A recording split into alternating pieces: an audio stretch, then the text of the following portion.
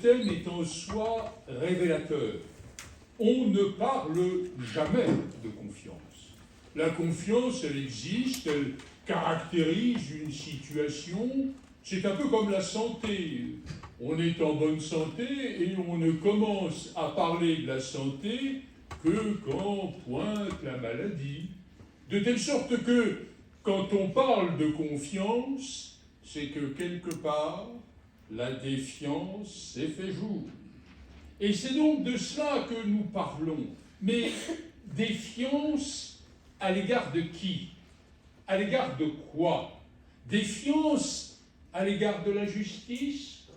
C'est une notion bien vague que cette notion-là. Défiance peut-être à l'égard de ceux qui sont nos interlocuteurs naturels. Pardon, Monsieur le Premier Président, les juges et leurs acolytes, si j'ose dire, membres du parquet. Il y aurait donc une rupture, une défiance, un changement de contexte, ou alors habitué ou engagé dans l'espoir de cette situation idyllique, nous découvririons tout à coup que nous sommes dans une situation de conflictualité. Car en réalité, la justice, elle est par définition, de quel côté qu'on se situe, une confrontation. Une confrontation entre des positions, des analyses, des conceptions, si bien que nul n'est notre ennemi, mais que chacun est un peu notre adversaire. Et que nous avons, d'une manière inévitable, à confronter et la plupart du temps à affronter celui qui ne pense pas comme nous. Méfiance toute naturelle à l'égard de notre contradicteur, qui est aussi notre confrère. Méfiance à l'égard de ce représentant du ministère public qui voit le mal partout.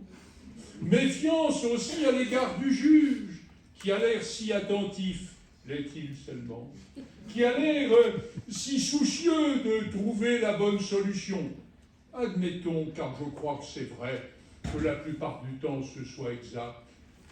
À l'égard de ce juge qui a aussi cette attitude d'impassibilité, qui est peut-être l'apparence extérieure de l'impartialité.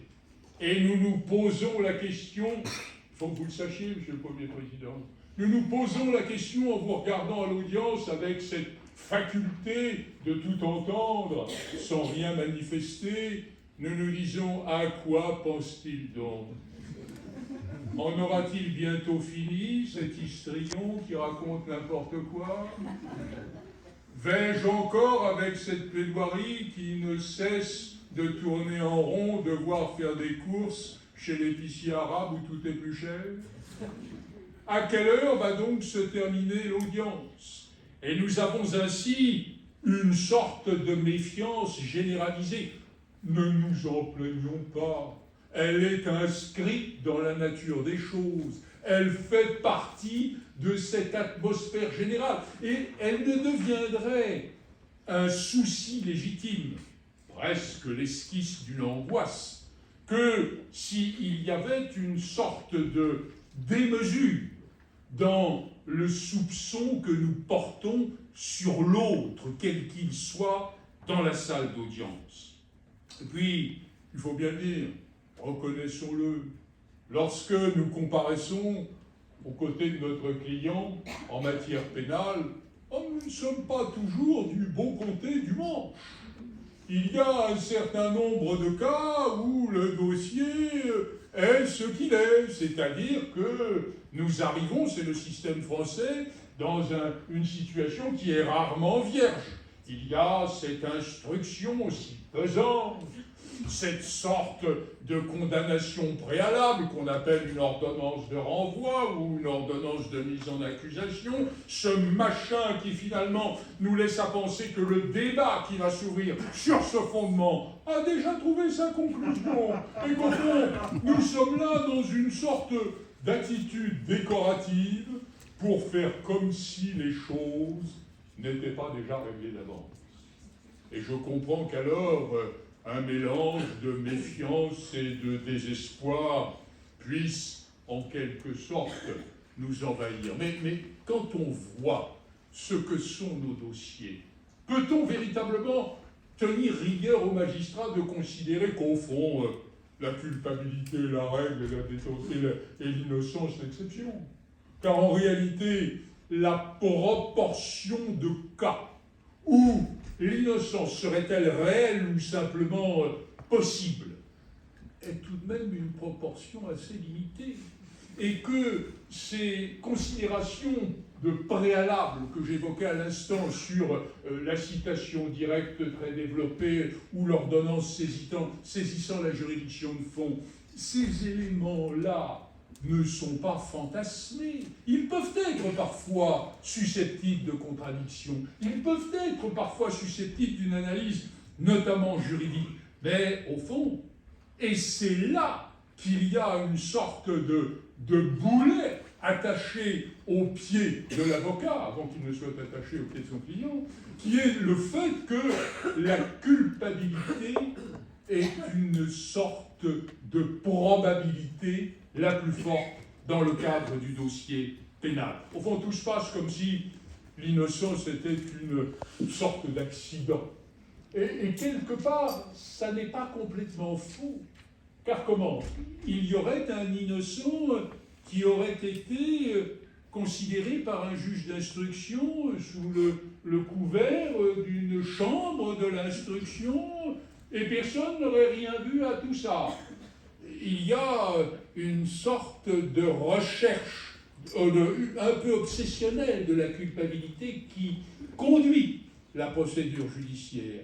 Un peu, au fond, c'est un peu comme si vous attendiez à ce qu'un policier fasse une enquête sans poser une hypothèse de culpabilité. Car c'est l'hypothèse de culpabilité qu'il va en quelque sorte tenter de justifier. Une enquête, ça n'est pas une manière de se promener le nez au vent en disant « viens voir, on dira ce qu'il veut ». Non, c'est poser une hypothèse qui est généralement une hypothèse de culpabilité et tenter de la vérifier. Et nous sommes dans le cadre du contre-courant.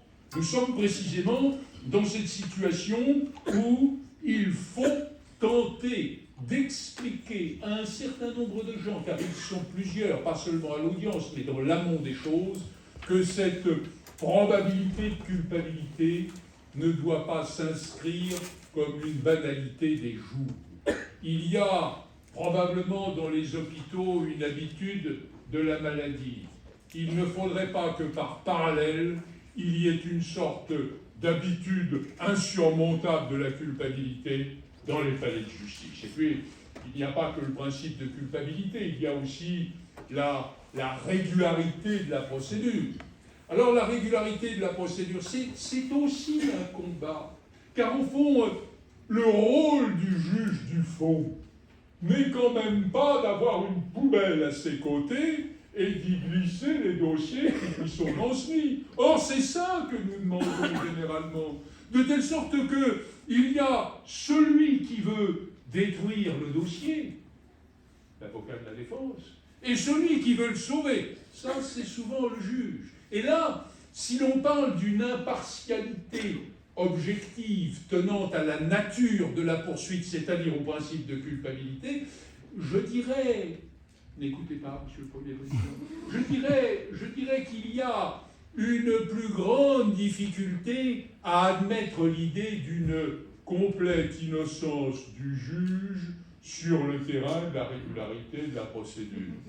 Il sauve le dossier et de temps en temps, la nullité apparaît comme quelque chose dont il ne faut pas abuser. Juste une anecdote, c'était il y a longtemps, devant la cour d'appel d'Orléans. Tous ceux qui étaient là sont sans doute en retraite maintenant. Et j'intervenais pour la première fois dans un dossier que je n'avais pas plaidé en première instance. Et il y avait dans ce dossier une nullité flagrante. Je vous passe les détails de la procédure. Je me lève et je dis, je sais bien qu'il est trop tard. Je sais bien que cette nullité que je soulève n'est pas recevable. Enfin, tout de même, il y a un problème de naissance. Qu'est-ce que c'est que cette anomalie un peu dirimante qui, quelque part, aurait voué le dossier aux gémonies et à la poubelle en première instance et qui, quelques mois plus tard, n'existe plus? L'avocat général se lève et dit la défense a raison. Alors là, je suis scotché sur mon siège. Il soutient la nullité et la Cour la prononce, se disant que ni le parquet général qui l'avait admise, encore moins la défense qui l'avait soulevée du bout des lèvres, ne ferait un pourvoi sur cette anomalie juridique. Et bien entendu, je trouvais cet avocat général, tout à coup, que je ne connaissais pas, extraordinairement sympathique. Et je suis allé le lui dire. Et il m'a dit oui, bon, d'accord. Enfin, c'était quand même pas des stupes. Bon, ce qui veut dire que la nullité de procédure ne pèse pas le même poids selon que vous êtes dans une affaire où la société attend une réponse, où le juge estime avoir un devoir à donner cette réponse, et d'autres dossiers qui, mon Dieu, peuvent sombrer dans les poubelles de l'histoire pour une anomalie de procédure sans que quiconque en soit véritablement mari. Il y a aussi ces QPC qui agacent, ces QPC où l'avocat voit l'inconstitutionnalité partout et où le juge, je me demande, je suppose, je l'ai lu dans les regards, mais ce qu'on lit dans les regards est évidemment tout à fait sujet à caution, mais je me demande s'il n'y a pas une sorte de plaisir extraordinaire à venir dire, parce que ce sont les termes de la loi, tout ça est dénué de sérieux. En fait, comme s'il n'était pas question de discuter le fond, mais de hausser les épaules devant tant d'inconséquences. Alors, il y a ce petit jeu. Il y a quelques jours, je déposais une QPC. On m'a dit bien sûr que je n'étais pas sérieux. On m'a dit que je disais qu'un texte, pas un texte, une jurisprudence étendait un impôt et que seule la loi pouvait étendre l'impôt. J'ai dit qu'elle étendait l'assiette. Pas du tout. On n'étend pas l'assiette. On étend le patrimoine de la personne concernée. Or, comme le patrimoine, c'est l'assiette, il suffit de changer le mot et la prêter. Bon, évidemment, sur l'instant, j'ai senti cette sorte d'agacement de surface que vous avez été nombreux à ressentir lorsque l'échec judiciaire peut être un peu contre toute attente ou toute espérance ou toute rationalité se fait jour. Et puis, il y a un autre problème. Un problème qui est important car je crois qu'il marque notre époque. C'est le problème du jeu de pouvoir. En réalité, nous avons une certaine capacité d'expression. Le verbe fort, le verbe haut. On pourrait, si je n'étais pas à cette tribune, user d'une formule militaire. Nous sommes des grandes gueules, oui, mais nous n'avons aucun pouvoir. Et c'est précisément parce que nous n'avons aucun pouvoir que peut-être nous haussons le ton pour essayer parfois de faire croire que nous existons d'une manière plus réelle, plus tangible dans l'opération de justice. Nous sommes, selon une expression connue, des solliciteurs, des capacités de suggestion. Vous vous souvenez peut-être de ce vieux mot, je crois qu'il était d'Émile Polack, nous sommes des mendiants de liberté. Le mendiant est probablement celui qui est le plus éloigné qu'on puisse imaginer du pouvoir. Alors, il y a ce problème de tentation du pouvoir de la part du juge. Et je crois qu'il faut le lui dire. Il faut le lui dire de temps en temps à l'audience. J'ai le sentiment qu'on peut, et même la certitude qu'on peut tout dire, y compris des choses qui ne sont pas faciles à entendre.